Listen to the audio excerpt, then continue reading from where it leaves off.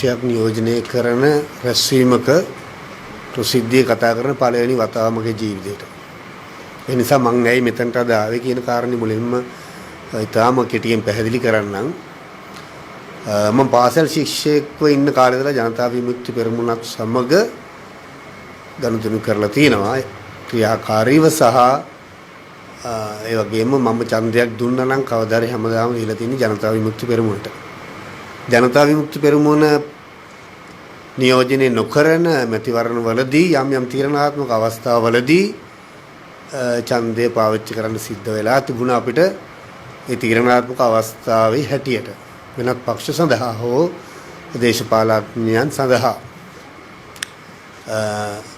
ඒ වගේම එකම එක අවස්ථාවක් අපි දේශපාලනික වේදිකාවට ගොඩ වුණා 1994 අවුරුද්දේ මම හිතන්නේ අපි මෙතන ඉන්න බහුතරයක් දේශපාලන වේදිකාවට ගොඩ වුණා එක්සත් කලා සන්ධානයේ විදහස් කලා සන්ධානයේ හැටියට.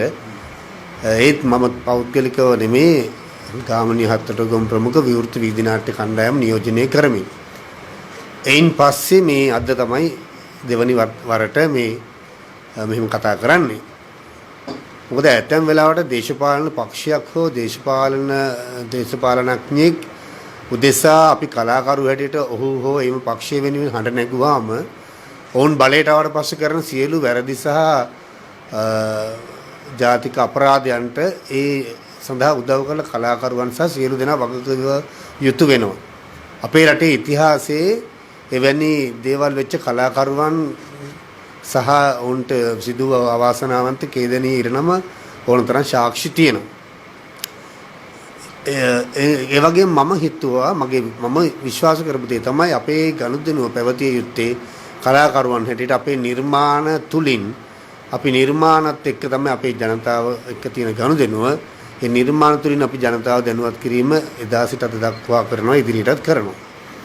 හැබැයි මම හිතුවා මේ වෙලාවේදී ඒ අර කලාකරුවන් අපි පක්ෂයක් හෝ දේශපාලනඥ නියෝජනය කරන එක වැරදි කියන අදහස හිටියත් අද නොබියව මම මෙතනට ආවේ ජනතා විමුක්ති පෙරමුණ වෙනුවෙන් පෙනී සිටින කලාකරුවන්ට වෙනත් පක්ෂයක් හෝ වෙනත් දේශපාලනඥයෙක් වෙනුවෙන් පෙනී සිටලා අත්වෙන කේදනීය ඉරණමට මුහුණ දෙන්න නොවන බව මට තරයේ විශ්වාසය දැඩි විශ්වාසයක් තියෙන නිසා.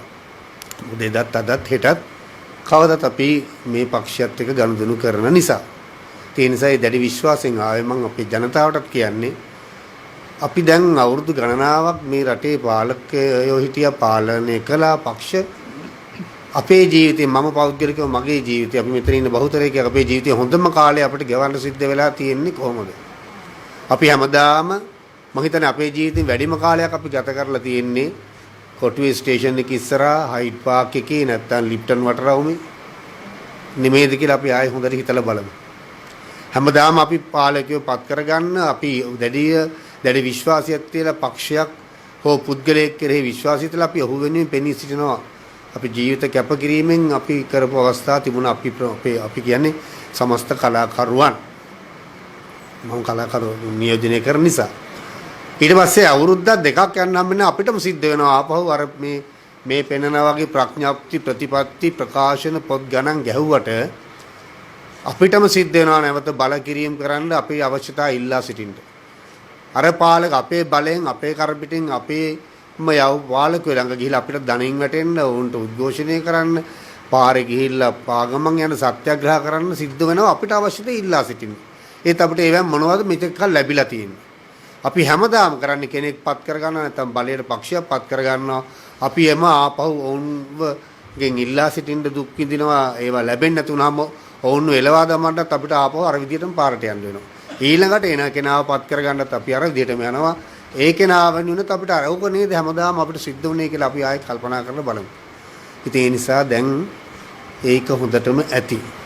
ඉතින් ඒ නිසා මම කියන්නේ අපි අපේ දරුවන්ට හරි ආදරේනේ අපි අපේ දරුවෝ වෙනුවෙන් හැමදේම කරන්නේ දෙමව්පියෝ හැටියට අපි කරන්නේ අපේ දරුවන්ට තමයි අපි හැමදේම ආයෝජනය කරන්නේ හොඳම කෑම ටික දරුවට හොඳම අධ්‍යාපනය හොඳම ඇඳුම ගෙයක් දොරක් අනාගතයක් ගැන අපි හිතනවානේ පෞද්ගලික ජීවිතේදී අපි එහෙම හිතුවට අපේ දරුවන්ට කෝ අනාගතයක් ඒ නිසා අපේ ජීවිත කාලය තුල අපි මේ අත්විඳපු ඛේදනීය ඉරණම ඔවුන්ටත් කඳුළු ගෑස් කකා, වෙඩි උණ්ඩ කකා, බැටන් පොළු පහරවල් කකා ඔවුන්ගේ ජීවිත සඳහා අවශ්‍ය දේවල් ඉල්ලා සිටින්න අපිට ඔවුන්ටත් අපි යන්න කියන්නේ අර කොටුවේ ස්ටේෂන් එක ඉස්සරහටයි හයිඩ් පාර්ක් එකටයි ලිප්ටන් වටරාමුවටයිද.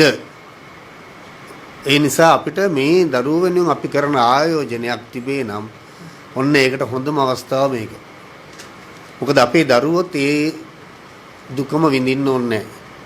ඒ නිසා මං හිතනවා නම් ඔබ මේ සියලු දෙනාම දෙමව්පිය හැටියට සහෝදර සහෝදරිය හැටියට ඔබට අපේ දරුවෝ අපේ අනාගත පරම්පරාව වෙනුවෙන් අපිට කරන්න තියෙන හොඳම ආයෝජනය තමයි මේ කරන්න ලැබිලා තියෙන අවස්ථාව. මොකද මෙතනින් එහාට තවදුරටත් අපිට යන්න තැනක් නැහැ. යන්න තැනක් ඇත්තෙම නැති තැනට අපිපත් වෙලා ඉන්නවා. ඒ නිසා ඊටම බුද්ධිමත්ව සහ දුරදිග බලලා තීරණයක් ගන්න ඕනේ වෙලාව මේක.